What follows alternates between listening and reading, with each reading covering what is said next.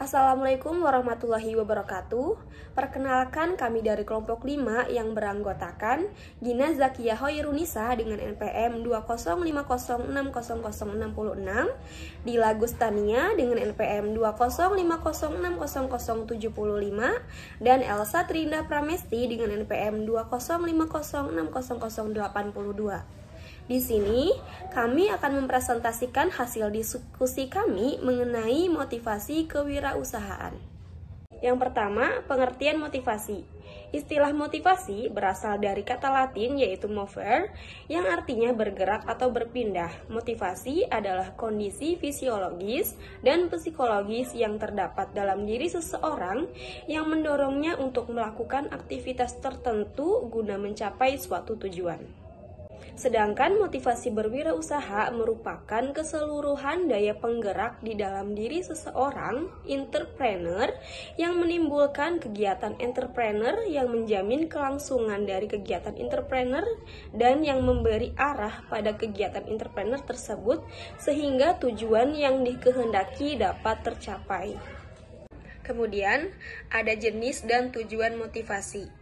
Menurut Siregar dan Nara, tahun 2011, motivasi dapat dibedakan menjadi dua, yaitu ada motivasi intrinsik dan motivasi ekstrinsik.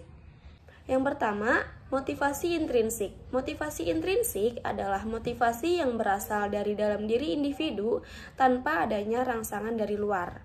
Menurut Hasibuan, tahun 2007 berpendapat bahwa ada beberapa faktor dari motivasi intrinsik antara lain tanggung jawab, penghargaan, pekerjaan itu sendiri, pengembangan, dan kemajuan. Sedangkan motivasi ekstrinsik adalah motivasi yang berasal dari luar, misalnya pemberian hadiah dan faktor-faktor lainnya yang memiliki daya dorong motivasional. Faktor-faktor yang termasuk dalam motivasi ekstrinsik menurut Manulang tahun 2001 adalah gaji, kebijakan, hubungan kerja, lingkungan kerja, dan supervise. Adapun tujuan adanya motivasi dalam kewirausahaan yaitu yang pertama mendorong gairah dalam semangat kerja, yang kedua meningkatkan kepuasan, yang ketiga meningkatkan produktivitas kerja, yang keempat mempertahankan loyalitas, yang kelima efektivitas, yang keenam efisien, dan yang terakhir meningkatkan kreativitas dan lain sebagainya. Selanjutnya ada teori motivasi. Teori motivasi diklasifikasikan menjadi 3 kelompok, yaitu yang pertama, teori-teori petunjuk. Teori-teori petunjuk mengemukakan bagaimana memotivasi karyawan. Teori ini berdasarkan atas pengalaman coba-coba. Yang kedua, teori-teori isi.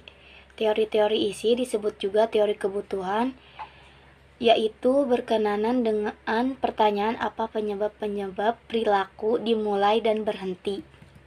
Yang ketiga ada teori proses. Teori proses berkenaan dengan bagaimana perilaku dimulai dan dilaksanakan atau menjelaskan dari motivasi. Selanjutnya motivasi berprestasi dalam kewirausahaan. Para ahli mengemukakan bahwa seseorang memiliki minat berwirausaha karena adanya suatu motif, yaitu motif berprestasi. Motif berprestasi adalah suatu nilai sosial yang menekankan pada hasrat untuk mencapai hasil terbaik guna mencapai kepuasan pribadi. Faktor dasarnya adalah adanya kebutuhan yang harus dipenuhi. Memulai usaha. Ada 5 sebab atau cara seseorang untuk memulai dan merintis usahanya, yaitu yang pertama, faktor keluarga pengusaha. Yang kedua, sengaja terjun menjadi pengusaha. Yang ketiga, kerja sampingan. Yang keempat, coba-coba. Dan yang kelima, terpaksa. Di sini saya akan menjelaskan mengenai motivasi dalam kaitannya dengan kepuasan bekerja. Teori kepuasan kerja dengan teori motivasi ibarat dua sisi mata uang. Pada kenyataannya, kepuasan kerja itu dapat meningkatkan motivasi kerja seseorang. Masalahnya tergantung dalam hal apa ia terpuaskan. Dalam teori di atas dikatakan apabila terpuaskan dalam kebutuhan sosial dan aktualisasi diri, maka orang akan semakin termotivasi untuk bekerja. Tetapi apabila terpuaskannya dalam faktor lingkungan kerja, maka ia hanya dapat mengurangi rasa ketidakpuasan dan belum tentu meningkatkan motivasi seseorang dalam bekerja. Misalnya, seseorang mempunyai gaji yang memuaskan dalam bekerja. Tentu ia akan merasa puas, tetapi belum tentu ia termotivasi bekerja secara bertanggung jawab. Tapi apabila orang puas terhadap kebutuhan aktualisasi dirinya, maka pasti akan termotivasi untuk bekerja, sebab kebutuhan aktualisasi merupakan ciri-ciri orang yang mempunyai motivasi tinggi. Maka yang jelas kepuasan kerja dalam ekspektasi seorang terhadap pekerjaannya. Apakah harapan-harapan terhadap pekerjaan terpenuhi atau tidak merupakan persoalan puas atau tidak puas. Lalu, yang selanjutnya yaitu faktor motivasi berprestasi. Nah, faktor-faktor yang mempengaruhi motivasi usaha adalah kondisi lingkungan seperti sistem hukum, industri, pasar modal, dan kondisi ekonomi sosial yang mempengaruhi wirausaha. Tetapi motivasi wirausahaan mengarahkan wirausaha pada kondisi lingkungan yang berbeda. Motivasi merupakan salah satu faktor keberhasilan wirausaha dalam menyelesaikan tugasnya. Semakin besar motivasi, maka semakin besar kesuksesan yang akan dicapai. Nah, adapun faktor-faktor pendorong disebut juga faktor penyebab kepuasan. Adanya kepuasan yang akan menambah semangat untuk melaksanakan aktivitas. Nah, menurut UNO tahun 2008, ada 3 faktor yang menentukan motivasi dalam berwirausaha. Yang pertama itu keinginan dan minat memasuki dunia usaha. Yang kedua ada harapan dan cita-cita menjadi wirausaha. Yang ketiga dorongan lingkungan. Lalu adapun faktor-faktor motivasi berwirausaha yang lainnya, yaitu yang pertama memiliki visi dan tujuan yang jelas, yang kedua inisiatif dan selalu proaktif, yang ketiga berorientasi pada prestasi, yang keempat berani mengambil resiko, yang kelima kerja keras, yang keenam bertanggung jawab terhadap segala aktivitas yang dijalankannya, baik sekarang maupun yang akan datang. Lalu yang ketujuh ada komitmen pada berbagai pihak.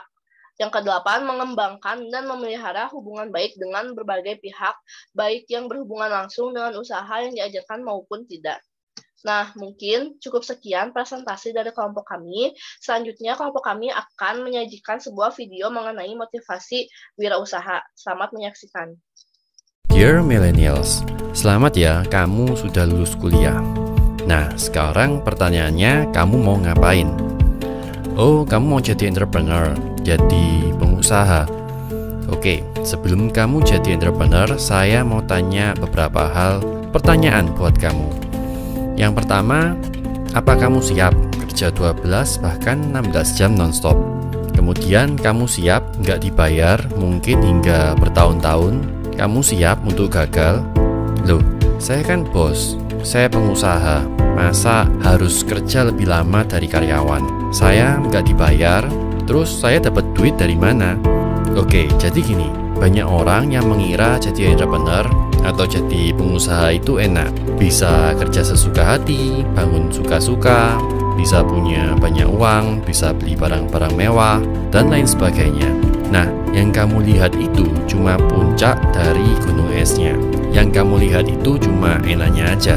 Yang kamu lihat itu cuma bonusnya aja. Yang kamu lihat itu sebenarnya adalah buah dari hasil usaha, keringat, dan air mata yang diteteskan oleh entrepreneur itu. Nah, kali ini saya akan membahas ada apa sih di balik gunung esnya. Kalau ternyata yang kita ketahui selama ini tentang wirausaha itu cuma puncak dari gunung esnya aja, cuma yang enak-enaknya aja. Nah, sebelum kita mulai, buat kamu yang gak kuat dengan pertanyaan atau pernyataan ini, silakan klik tombol back atau close, karena ini gak untuk semua orang, cuma buat kamu yang kuat dan tetap aja. Juga buat kamu yang belum subscribe channel ini, subscribe ya, dan jangan lupa untuk klik tombol lonceng, karena di sini kita akan belajar banyak hal yang pasti sangat berguna buat kamu. Tapi kalau kamu putuskan untuk menonton, tonton sampai akhir, jadi kamu bisa dapat sesuatu di sini. Nah, jadi kembali ke pertanyaan. Yang pertama adalah, apa kamu sudah siap kerja keras? Nggak cuma sekedar kerja keras, tapi kerja 10 kali lipat lebih keras dan lebih lama dibandingkan kebanyakan orang.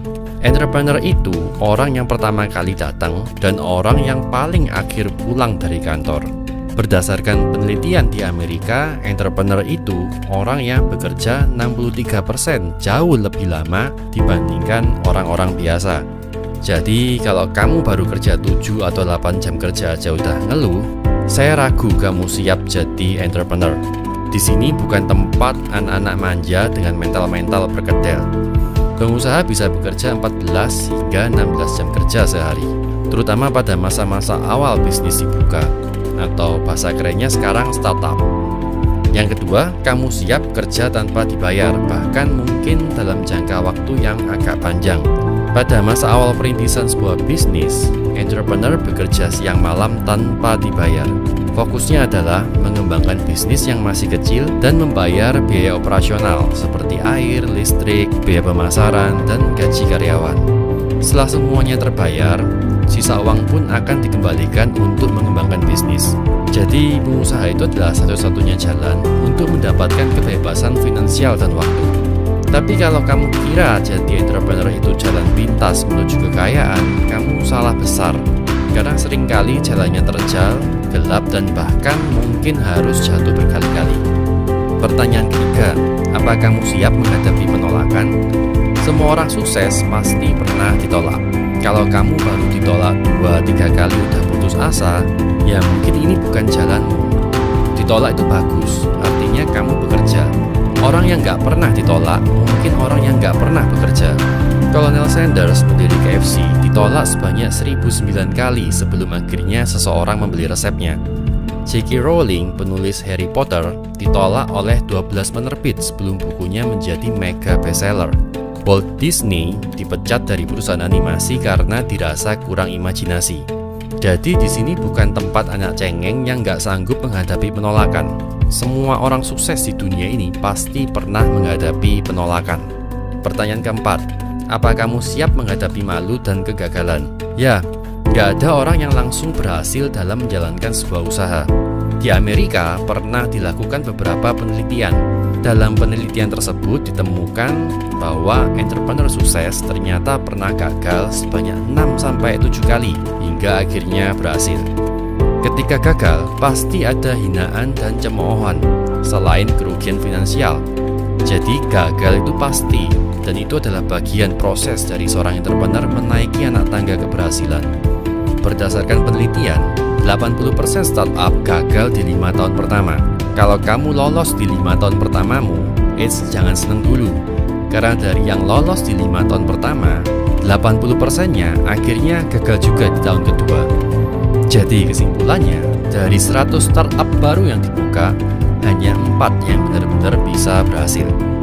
Pertanyaan kelima, apa kamu siap menghadapi pengkhianatan? Ya, hampir semua entrepreneur pasti pernah mengalami pengkhianatan oleh orang terdekat sendiri. Mungkin ditipu sejumlah uang, prestasi atas perjanjian tertentu, dan lain sebagainya. Steve Jobs sendiri pernah diusir dari Apple, perusahaan yang didirikannya. Namun ia kembali bangkit dan beberapa tahun kemudian dia kembali ke Apple. Dari pengalaman ini kamu bisa belajar bahwa don't just the face cover itu benar banget. Gak semua orang yang baik sama kamu itu punya motif yang tulus. Dari pengalaman ini kamu juga bisa belajar cara meraba karakter dan motif seseorang. Pertanyaan yang berikutnya, kamu siap untuk belajar lagi dan mulai dari nol? Dengan lulus sekolah selama 12 tahun, kuliah 4 tahun, dan mungkin master selama 2 tahun, kamu kira kamu sudah jadi expert dan jadi ahli segalanya. Jangan salah, kamu belum tahu apapun tentang dunia wirausaha. Sama seperti saya dulu setelah lulus kuliah. Saya kira saya sekarang menjadi seorang sarjana dan siap masuk dunia profesional dan siap untuk mencetak uang sebanyak mungkin. Ternyata saya salah besar.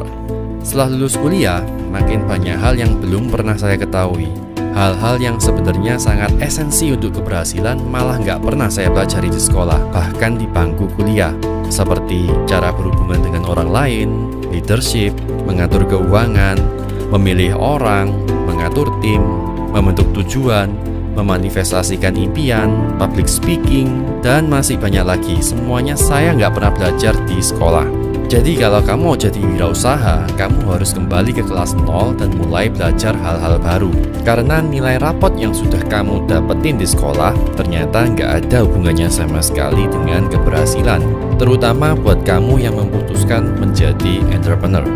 Pertanyaan terakhir, apakah kamu siap menghadapi berbagai masalah yang datang dengan tiba-tiba?